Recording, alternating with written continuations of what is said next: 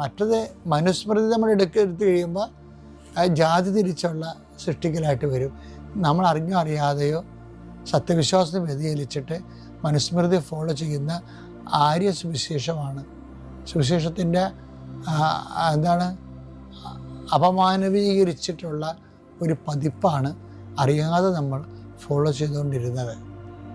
ഇതൊരു വലിയ ദുരന്തമായിരുന്നു. ഏതായാലും ഒരു കാലഘട്ടത്തിൽ അതെല്ലാം മാറി. ഇന്നും അതിൻ്റെ ആന്തരിക മനോഭാവങ്ങൾ നിലനിൽക്കുന്നുണ്ട്. നമുക്കൊരിക്കലും പറയാൻ പറ്റില്ല, ഇല്ലെന്നൊന്നും പറയാതിൻ്റെ കാര്യമില്ല. അതുകൊണ്ട് അത് ഇന്ന് നിലനിൽക്കുന്നുണ്ട്. അതുകൊണ്ട് അവിടെയെല്ലാം വെളിച്ചമാകണ ഇതാണ്. എന്താണ്? എല്ലാ മനുഷ്യർക്കും വേണ്ടിയുള്ള സന്തോഷത്തിൻ്റെ സദ്വാർത്ത. അതാണ് ക്രിസ്തു. ആ സദ്വാർത്തയുടെ സന്തോഷം എല്ലാവർക്കും ലഭിക്കട്ടെ എന്ന് ആശംസിക്കുന്നു. എല്ലാവർക്കും ഹാപ്പി ക്രിസ്മസ്.